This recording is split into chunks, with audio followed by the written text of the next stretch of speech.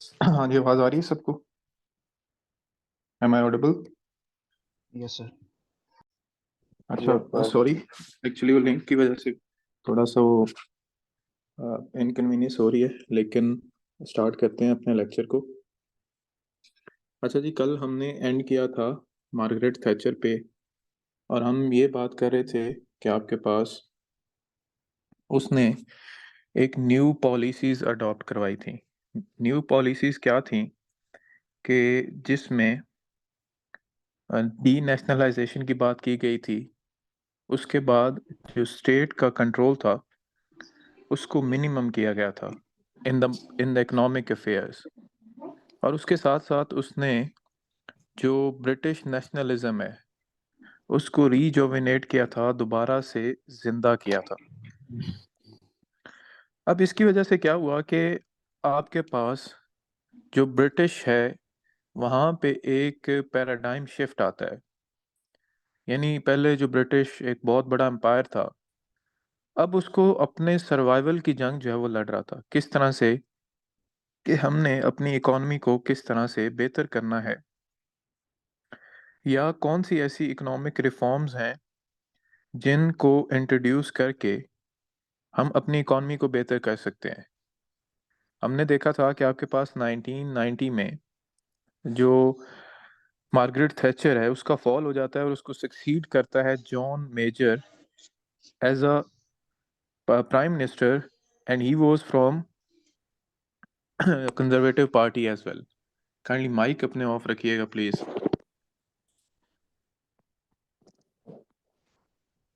Mic ऑफ रखिएगा please. अब जॉन मेजर जो था, इसमें आपने सारी की सारी थैचर वाली पॉलिसी ही लिखनी है, लेकिन इसमें आपने ये देखना है कि यहाँ पे आपके पास जो इसकी जो अप्रोच थी वो मॉडरेट थी। यानी इसने जो दो एक्सट्रीम्स थी उनको क्या किया था। फॉर एग्जांपल, एक साइड पे एक्सट्रीम था कि डी नेशनलाइजेशन एक्सट्रीम फॉर्म, दूसरी साइड पे था एक्सट्रीम फॉर्म ऑफ नेशनलाइजेशन। तो इसकी वजह से क्या था कि आपके पास जो एक रिकंसिलिएशन वाली अप्रोच थी वो लेबर और कंजर्वेटिव्स के दरमियान लेके आया था। उसमें क्या था कि आपके पास कुछ जो है वो नेशनलाइज रखते हैं, और कुछ क्या है आपके पास डी नेशनलाइज उसको कर देते हैं। लेकिन इसके साथ साथ इसने रेलवे को, उसके बाद कोल इंडस्ट्रीज को, और नेशनल लॉटरी जो है वो इंट्रोड्यूस करवाई। और हमने कल देखा था कि आपके पास जो मैस्ट्रिच ट्रीटी थी वो जिसमें यूरोपियन यूनियन की आपके पास बनने में 1991 में, उसका उसमें भी इसका की रोल था। यानी पहला क्या था कि इसने री मॉडरेट अप्रोच ली। ठीक है, एक साइड पे आपके पास यानी जो थैचर थी वो एक्सट्रीम फॉर्म ऑफ नेशनलाइजेशन की, डी नेशनलाइजेशन की बात कर रही थी। इसने कहा कि okay, let's take a mid way, जिसमें हम कुछ जो है वो उसको करते हैं, रिकंसाइल करते हैं, और कुछ को हम ये करते हैं, जिसकी वजह से आपके, लेकिन दूसरी साइड पे हमने कहा था कि जो कंजर्वेटिव्स थे वो चूंकि ब्रिटिश नेशनलिज्म और सॉवरेनिटी को बड़ा सुप्रीम देखते थे और उन्हें कहा जाता था यूरोस्केप्टिक्स, तो उसकी वजह से इनके बाद इस पे काफ़ी ज़्यादा क्रिटिसिज्म भी आना स्टार्ट हो जाता है। और इसके अलावा इसने और भी काफ़ी रिफॉर्म्स इंट्रोड्यूस करवाई थी, लेकिन ज़्यादातर जो इसका एरा है वो इन चीज़ों में ही रहता है आपके पास।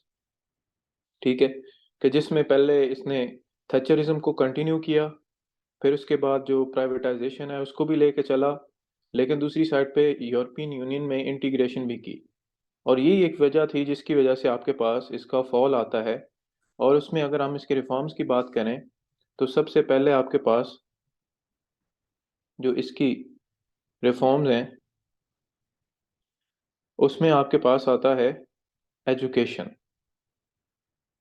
एक मिनट।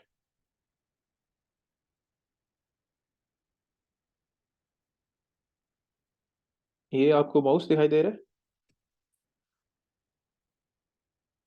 सबसे पहले इसके पास आती है एजुकेशन, जिसमें इसने सिटीजन एजुकेशन इंट्रोड्यूस करवाया। यानी एजुकेशन में आपके पास लोगों में एक सिविक रिस्पॉन्सिबिलिटी एंड पार्टिसिपेशन जो है इंट्रोड्यूस करवानी है। ठीक है, उसके बाद आपके पास इसने इकोनॉमिक रिफॉर्म्स भी इंट्रोड्यूस करवाई, जिसमें आपके पास जो फाइनेंशियल सर्विसेज एक्ट था इसको कर लीजिएगा 1996, ठीक है। और 1996 में इसने जो एक एक एक इसको आगे लेके चला चला था। लेकिन 1980s के बाद जो प्रीवियस कंजर्वेटिव गवर्नमेंट थी, जो कि मार्गरेट थैचर की गवर्नमेंट थी, जो फाइनेंशियल सेक्टर को रिफॉर्म कर रही थी लंदन को ग्लोबल हब बनाने के लिए, यानी वहाँ पे आपके पास स्पेशल इकोनॉमिक जोन टाइप बनाए जा रहे थे ताकि ज़्यादा से ज़्यादा इन्वेस्टमेंट को अट्रैक्ट किया जा सके और वहाँ पे लोगों को ज़्यादा से ज़्यादा जॉब अपॉर्चुनिटीज़ प्रोवाइड की जा सकें। तो इसने उसको कंटिन्यू किया, यानी अपने और इसको री इंट्रोड्यूस भी करवाया 1996 में, और उससे पहले जो इसकी प्रीवियस गवर्नमेंट थी उसमें भी उसको भी इसने आगे लेके चला। फिर उसके बाद क्या था कि वेलफेयर एंड सोशल पॉलिसीज भी थी, जिसमें जॉब सीकर अलाउंस था, वे सिंप्लीफाइड द वेलफेयर सिस्टम, और अनएम्प्लॉयमेंट जो रेट था उसको कम करने के लिए इसने लोगों को अलाउंसेस देना स्टार्ट कर दिए। लेकिन हम ये देखते हैं कि it was a major turn away from the conservative policy, जहाँ पे वो कहते थे कि लोग अपनी हेल्प खुद करें, we are not responsible for the social welfare of the people, ठीक है। तो ये एक kind of mid way approach थी। फिर क्रिमिनल जस्टिस सिस्टम में इसने रिफॉर्म्स इंट्रोड्यूस करवाई, जिसमें पब्लिक ऑर्डर है, उसके अलावा रेप पार्टीज हैं, उसके अलावा क्रिमिनल ट्रेसपास है, उसके रिगार्डिंग इसने क्या किया आपके पास इंट्रोड्यूस करवाया। उसके बाद रोड ट्रैफिक एक्ट था, जिसमें स्ट्रिक्ट पेनल्टीज थी ऑफेंसेस और सीट बेल्ट के यूजेज के लिए, वो इसने 1991 में यूज करवाया। सबसे इसकी जो इम्पोर्टेंट एक कंट्रीब्यूशन है वो है कंस्ट्रक्शन या establishment of national health services, जिसमें हॉस्पिटल और हेल्थ केयर जो यूनिट्स थे उनको ग्रेटर कंट्रोल दिया ओवर देयर बजट्स, यानी उनको ऑटोनोमस बना दिया गया ताकि वहां पे हेल्थ को क्या किया जा सके, इम्प्रूव किया जा सके। पहला इसने एजुकेशन में इंट्रोड्यूस करवाया, दूसरा इकोनॉमी में, थर्ड वेलफेयर में, फोर क्रिमिनल जस्टिस में, फिर इन्वायरमेंट में, हेल्थ में, एंड देन सेवन यहाँ पे इसका आता है कॉन्स्टिट्यूशनल रिफॉर्म्स, जिसमें आपके पास जो स्कॉटलैंड था, स्कॉटलैंड में एक काइंड ऑफ एक एक डिबेट हो रही थी कि जो मैक्सिमम पावर्स हैं वो डिवॉल्व की जाएं, मैक्सिमम पावर्स जो हैं वो डिवॉल्व की जाएं। मरियम माइक ऑफ करें अपना, इकरा मरियम।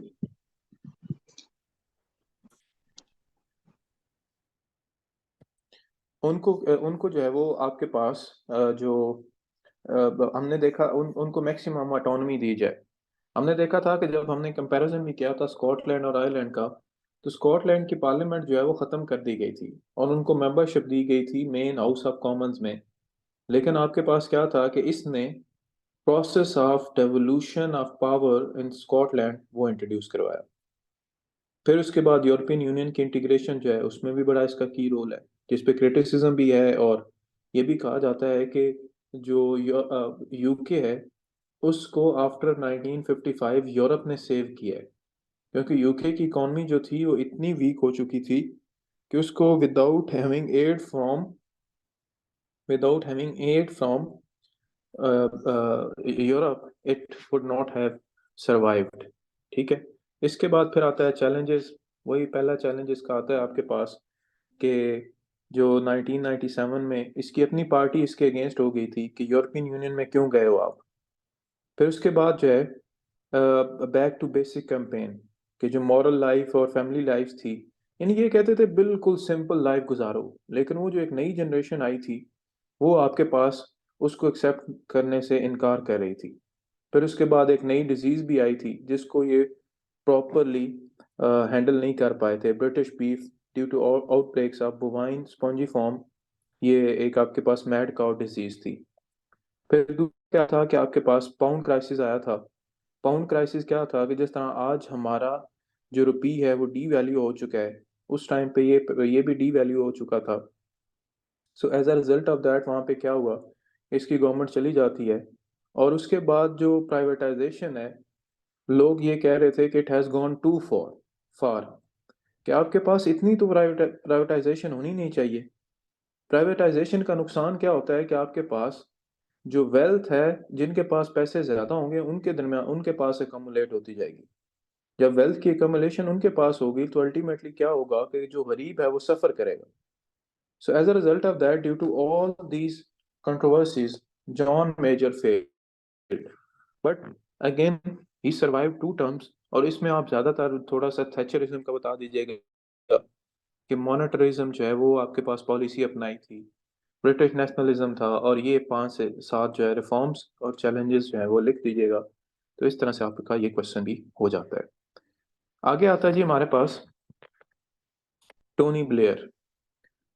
अब टोनी ब्लेयर जो था, he was from labour party and he is considered as the most transformative prime minister with respect to labour party. और जैसा आप देख सकते हैं, ही रिमेन फ्रॉम 1997 टू 2007। अब इसमें मैंने आपको बताया था कि जो लेबर पार्टी थी, they believed in nationalisation, John Major का मैक्सिम। टेरर कब तक था? जी 1997 तक, 1990 से 1997 तक। इसी वजह से मैं आपको कहता हूं कि आपके पास ब्रिटिश हिस्ट्री आसान है कि इनके टेन्योर्स बहुत लंबे लंबे हैं। यानी आपकी सारी की सारी पॉलिसी उस टेन्योर में कवर हो जाती है, और इनके दरमियान कोई प्राइम मिनिस्टर भी नहीं आता। और ये in contrast with US history, उसके आपके पास इतने इतने प्रेसिडेंट आए हुए हैं कि हर प्रेसिडेंट को अलहदा करना पड़ता है। ठीक है। सो उसमें क्या था कि आपके पास इसको काफी ज्यादा, इसका जो है, कुछ लोग इसको कहते हैं कि वो ट्रांसफॉर्मेटिव, कुछ लोग इसकी वॉर ऑन टेररिज्म की पॉलिसी की वजह से इसको बड़ा बड़ा ही क्रिटिसाइज करते हैं। सबसे पहले अगर हम बात करते हैं, तो इसने क्या किया, लेबर पार्टी को न्यू लेबर में कन्वर्ट। कैसे? इसने कहा कि इसने, अब हम जो है वो एक तो काम ये करेंगे कि हम नेशनलाइजेशन जो है, तो वो हम उसकी क्लॉज को क्या कर रहे हैं कि ले डाउन कर रहे हैं। नेशनलाइजेशन इन्होंने क्या कर दी, अपनी पार्टी के जो मैनिफेस्टो है उसमें से रिमूव कर दी। और उसके बाद ये जो ट्रेडिशनल लेफ्ट विंग था, मतलब लेबर पार्टी एक एक्सट्रीम पे खड़ी थी कि आपने मैक्सिमम वेलफेयर देना है, स्टेट जो है उसका मैक्सिमम कंट्रोल होना चाहिए, और मैक्सिमम जो आपके पास रिफॉर्म्स हैं they should be introduce by by the state. लेकिन इन्होंने क्या, आपके पास टोनी ब्लेयर ने क्या किया, मॉडर्नाइज किया और रीब्रांड किया, जिसमें ट्रेडिशनल जो लेफ्ट विंग थी इमेज थी, और एक सेंट्रस, यानी जिस तरह आपके पास जो जॉन मेजर था उसने दरमियान वाला रास्ता अपनाया था, इसने भी दरमियान वाला रास्ता अपनाया, तब ही ये क्या हुई, सरवाइव हुई। इसमें आप एक एग्जांपल आप देख सकते हैं कि इस तरह से पॉलिटिकल पार्टीज इवॉल्व होती हैं। पहले वो एक मैनिफेस्टो लेके आती हैं, लेकिन जब उनको लगता है कि आपके पास जो हालात हैं या आपके पास जो डिमांड्स हैं लोगों की वो डिफरेंट हैं, तो then they go around with that thing. ठीक है। उसके बाद क्या था कि इन्वेस्टमेंट इन, इसने क्या किया, मॉडर्नाइज किया और रीब्रांड किया। और उसके बाद इकोनॉमिक प्रैग्मेटिज्म, यानी इसने कहा कि आप पहले क्या कहते थे कि स्टेट का सारा कंट्रोल होना चाहिए। यानी आपके पास क्या था कि प्रो बिजनेस पहले स्टेट के साथ होना चाहिए था, लेकिन इन्होंने कहा कि अब मार्केट ओरिएंटेड, यानी फिस्कल डिसिप्लिन। ये किसमें हमने पढ़ा था, हमने ये आपके पास कंजर्वेटिव पार्टी में पढ़ा था। उन्होंने कहा कि हमें ऑस्टेरिटी मेजर्स भी लेके आने पड़ेंगे। ये नहीं है कि हम लोगों को बेतहाशा पैसे दे दें और वो खुद काम ना करें। यानी प्राइमरीली ये थैचरिज्म की जो अच्छी चीजें थी उनको आगे लेके आ रहे थे। फिर इन्होंने पब्लिक सर्विसेज जो है, हेल्थ केयर को अच्छा किया, एजुकेशन को अच्छा किया, पब्लिक ट्रांसपोर्टेशन को अच्छा किया। उसके बाद इन्होंने मिनिमम वेज इंट्रोड्यूस करवाई। यानी एक साइड पे ये जो गरीब हैं उनके लिए क्या कर रहे थे कि ज्यादा से ज्यादा वेलफेयर के काम कर रहे थे, और दूसरी साइड पे he was actually trying कि हम जो मार्केट बेस्ड अप्रोच है उसको भी कंटिन्यू रखें। उसके बाद इन्होंने डेवोल्यूशन और कॉन्स्टिट्यूशनल रिफॉर्म्स भी को कहा कि जॉन में वो आता है। तो कंजर्वेटिव जो थे बेसिक रिफॉर्म्स के अगेंस्ट थे। पहले भी हमने देखा था वेल्स में, नॉर्दर्न आयरलैंड में, स्कॉटलैंड, वेल्स, नॉर्दर्न आयरलैंड में इन्होंने क्या की कि रिफॉर्म्स इंट्रोड्यूस करवाई और उनकी अपनी रिस्पेक्टिव पार्लियामेंट्स और असेंबलीज हैं वो बनाई, ताकि उनकी जो रीजनल डिस्पैरिटीज हैं उनको क्या किया जा सके, खत्म किया जा सके। और उनमें आपके पास क्या था कि लोकल गवर्नमेंट सिस्टम इंट्रोड्यूस करवाए गए। और इसी तरह इन्होंने एजुकेशन में भी रिफॉर्म्स इंट्रोड्यूस करवाई, जिसमें लिटरेसी था, न्यूमरेसी आवर्स थे। और उसके बाद जो आपके पास यूनिवर्सिटी में इनरोल, पहले ज़्यादातर जो फोकस था वो प्राइमरी और सेकेंडरी एजुकेशन पे था, लेकिन इन्होंने क्या किया, इन्होंने यूनिवर्सिटी पे फोकस किया। फिर उसमें वेलफेयर प्रोग्राम्स भी थे, वर्क डिस्प्लेसमेंट ट्रेनिंग्स, यानी वोकेशनल ट्रेनिंग प्रोग्राम्स जो थे वो इंट्रोड्यूस करवाए गए। In the same way they he became tough on crime, he tough on crime, कि आपके पास जो क्राइम है उसको भी ख़त्म करें। और फॉरेन पॉलिसी में आपके पास जो इसकी सबसे बड़ी एक जिसकी वजह से इसको क्रिटिसाइज भी किया जाता है, या जिसकी वजह से आपके पास इसको इसको जो काइंड ऑफ अभी कंट्रोवर्सीज में भी है, इसकी वॉर ऑन टेररिज्म की पॉलिसी। और उसके साथ आपके पास जो कोसोवो का कॉन्फ्लिक्ट था, जिसको हम आगे देखेंगे भी। और इन्हीं सारी पॉलिसीज की वजह से आपके पास ही became prime minister in 1997, 2001 and 2005। आपके पास जो है वो ये सारा का सारा ब्लेयर का, टोनी ब्लेयर की ओवरऑल जो टेन्योर है उसका ये आपके पास ओवरव्यू था। ठीक है जी, यहाँ तक समझ आ गया सबको? तो क्वेश्चन? सर न्यूमरेसी आवर्स क्या होते हैं?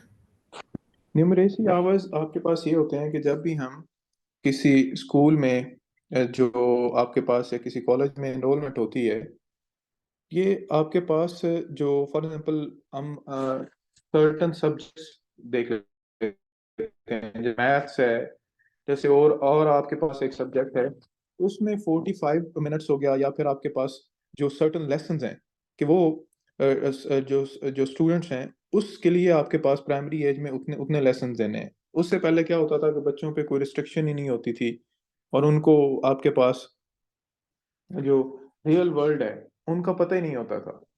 सो आज जो हम कहते हैं ना सिंगल नेशनल करिकुलम में कि मैथ्स को पढ़ाना चाहिए, क्रिटिकल स्किल्स को इंक्रीज करना चाहिए, तो उन्होंने क्या किया कि आपके पास के जो डाटा है इसको कैसे हम इंटरप्रेट कर सकते हैं, मैथ्स को सॉल्व कैसे कर सकते हैं। सो ये सारा का सारा उसने इंट्रोड्यूस करवाया था। हाँ जी, समझ आ गई यहाँ तक कोई क्वेश्चन?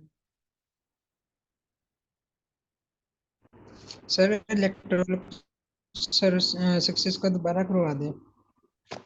इलेक्टोरल सक्सेस थी कि ये जो ऊपर वाली सारी पॉलिसीज हमने देखी है ना, इसकी वजह से क्या था कि he became prime minister in 1997, then again in 2001 and in 2005।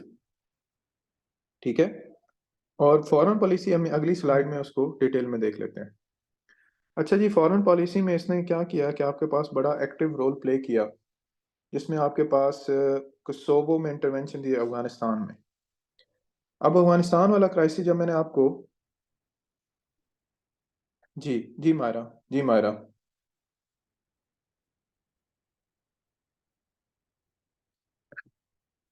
अच्छा आपके पास क्या होता है कि वॉर ऑन टेररिज्म हमने देखा था कि जब मैंने आपको अफगानिस्तान क्राइसिस पढ़ाया था, उसके बाद after the fall of USSR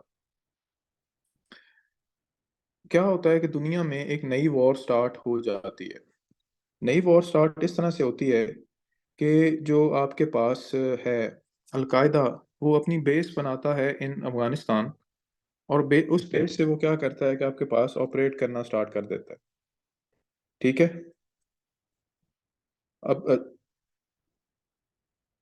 और उसके नतीजे में क्या होता है कि आपके पास दुनिया में एक एक्टिव कैंपेन स्टार्ट हो जाती है against against al Qaeda and terrorism.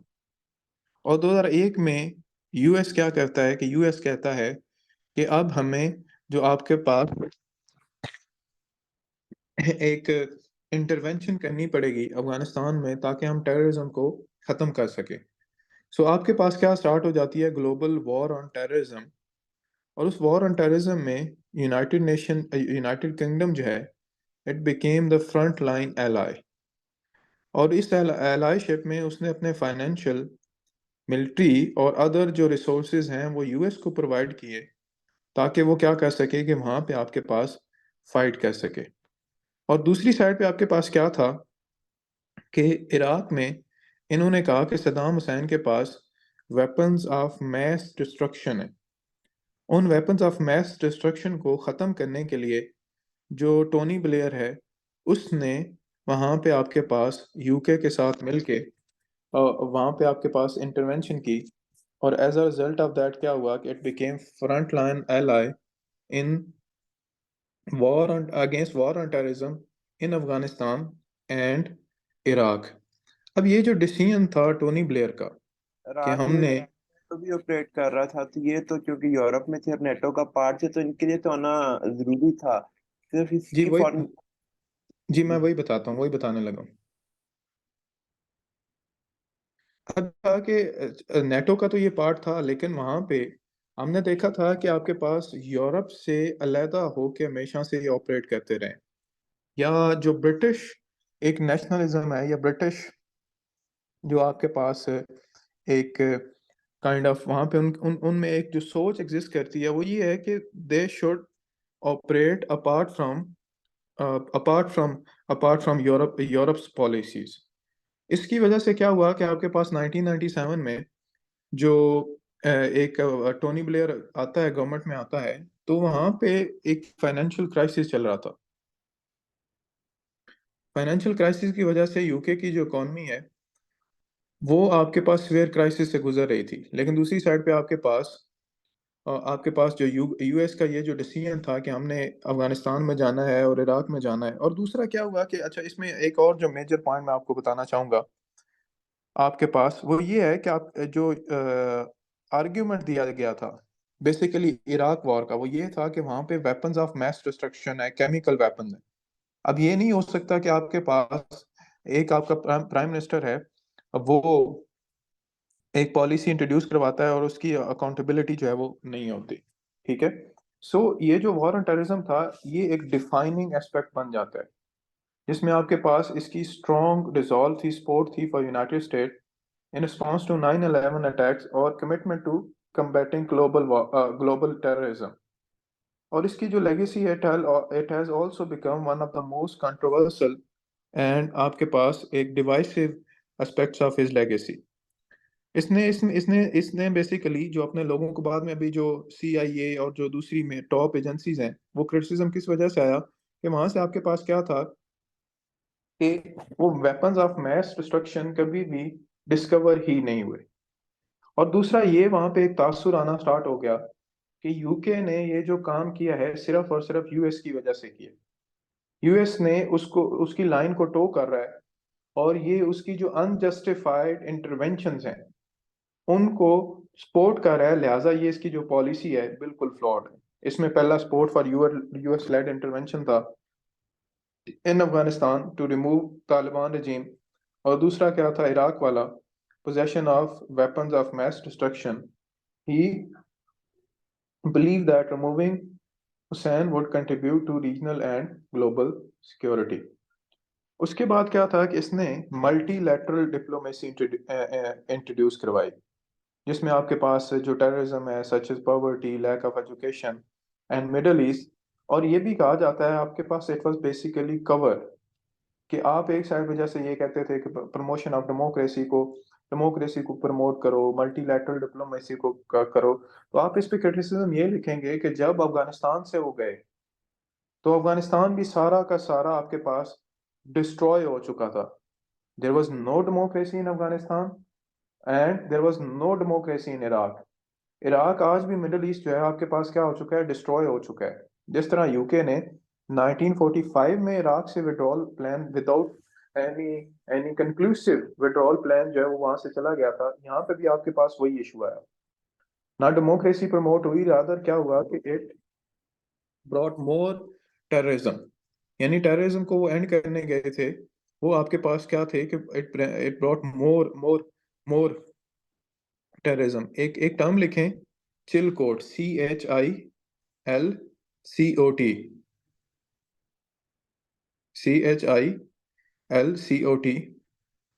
ये एक इंक्वायरी कंडक्ट की गई थी 2016 में, चिल कोट इंक्वायरी, जिसके 3 पॉइंट्स मैं आपको लिखवाता हूँ। फर्स्ट क्या था कि there were no concrete evidence that Saddam Hussein possessed weapons of mass destruction.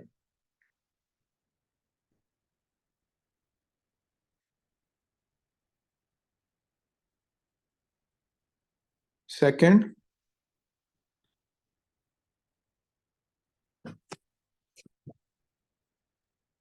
Tony Blair used war on terrorism to prolong his tenure. And third लिखें, the policy of war on terrorism was flawed. ठीक है, concrete evidence भी नहीं था। जिस तरह से फाल्कलैंड war को मार्गरेट थैचर ने यूज किया था, इसी तरह टोनी ब्लेयर ने वॉर ऑन टेररिज्म को यूज किया था अपने रूल को प्रलॉन्ग करने के लिए। यानी 2003 का इलेक्शन, उसके अलावा 1997 में, और उसके बाद आपके पास जो टर्म्स इसने विन की हैं रेस्पेक्टिव टर्म्स, वो इसी वजह से की हैं। फ्रॉड फ्रॉड बोला है आपने, लास्ट वर्ड ये फ्रॉड बोला है। Flawed flawed flawed FLAWED। उसके बाद इसमें कंट्रोवर्सी देखें, लैक ऑफ कंक्रीट एविडेंस। ठीक है, कोई एविडेंस नहीं था, लीगल कोई उनके पास एक्सप्लेनेशन नहीं थी कि आपके पास जो यूनाइटेड नेशन सिक्योरिटी काउंसिल है वो कैसे दे सकती है। ये इंटरनेशनल लॉ की वायलेशन है कि आप एक कंट्री को अलाउ कर रहे हैं कि दूसरी कंट्री में जाके उसमें इन्वेड करें और उसकी जो टेरिटोरियल सोवरेनिटी है उसको वायलेट करें। और इसी वजह से वहां पे एक स्ट्रॉन्ग पब्लिक अपोजिशन आती है कि वहां पे सिविलियन कैजुअलिटीज आना स्टार्ट हो गई। और ये जो वॉर ऑन टेररिज्म है सारी की सारी यूके में जाना स्टार्ट होगी, वहां पे लंदन स्क्वायर में आपके पास अटैक होना स्टार्ट हो जाते हैं। और उसके बाद वहां पे यानी कैजुअलिटीज, अनएम्प्लॉयमेंट, एक पब्लिक फ्रस्ट्रेशन आती है। और उसके बाद क्या है कि आपके पास जो हम एक और, मैं पहले भी आपसे बात कर चुका हूँ कि UK became subservient to US and allowing UK's policy to driven by American interests। कि यूके का इंटरेस्ट नहीं था ये war on terrorism, rather it was the interest of America. और लॉन्ग टर्म में देख लें आप, आज भी ISIS है, अलकायदा है, दाइश है, अफगानिस्तान की स्टेबिलिटी है। आपके पास जिस जिस कंट्री में आज मिडल ईस्ट में इंस्टेबिलिटी है, वो सारी की सारी आपके पास ये जो flawed policy of war on terrorism है, यहाँ से आपके पास ड्रिवन है। ठीक है जी। लेकिन स्टिल आपके पास जो ब्लेयर है, इसकी लेगेसी है, जो इसने दोबारा से आपके पास उसको इंटेक्ट किया, इसने जो इकोनॉमिक रिफॉर्म्स इंट्रोड्यूस करवाई और ग्राउंड वर्क जो इसने कंजर्वेटिव की पॉलिसीज का था उसी को आगे लेके गया। और इसकी इसकी जो वॉर ऑन टेररिज्म की policy, despite having so many negatives, अभी भी वहां पे आपके पास क्या है कि जो लोग हैं इसको सपोर्ट करते हैं, और टोनी ब्लेयर को जो है वो एक एज अ लेगेसी के तौर पे देखा जाता है, जिस तरह थैचर को देखा जाता है। कंट्रोवर्सी यही थी आपके पास, कंट्रोवर्सी आपके पास यही थी कि जो इराक वार की सपोर्ट का डिसीजन था वो बेसिकली इसको, इसकी जो फॉल है उसकी रीजन बना। और दूसरा आपके पास ये स्पिन एंड परसेप्शन की जो इन ऑथेंटिसिटी थी उसको, यानी अपने फैक्ट्स को अपने लिए मोल्ड करके उसको लेके चलता था। और इस वजह से इसको दो हिस्सों में ही देखा जा सकता है, एक वॉर ऑन टेररिज्म की पॉलिसी, और दूसरा इसकी जो मैसिव सक्सेस थी वो एजुकेशन और वेलफेयर में कंट्रीब्यूशन थी। ठीक है, और इसको सक्सीड किया था 2007 में गॉर्डन ब्राउन ने। और गॉर्डन ब्राउन की जो मेजर आपके पास इशू था वो 2008 का फाइनेंशियल क्राइसिस था। ठीक है जी, यहाँ तक कोई इशू हो तो बताएं।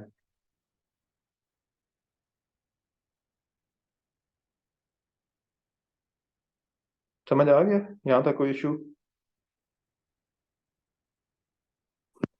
नो सर, समझ आ गई।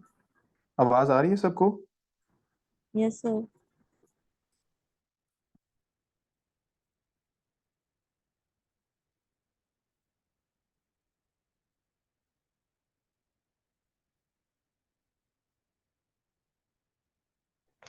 सर आपकी आवाज नहीं। जी मैं देख रहा हूँ। अच्छा ये है कि अब हमारी ये जो ना मीटिंग हो जाएगी एंड 8 मिनट में, तो इसको यहाँ पे हम एंड करके सेव कर लेते हैं और फिर दोबारा से मैं लिंक भेजता हूँ, उसको आप रीज्वाइन कर लीजिएगा। ठीक है जी, दूसरे 2 टॉपिक्स उस पे, क्योंकि इसमें 40 मिनट्स की लिमिट है, तो मैं दोबारा आपको लिंक भेज दूँ। ठीक है, यहाँ तक कोई क्वेश्चन है तो पूछ लें। No sir.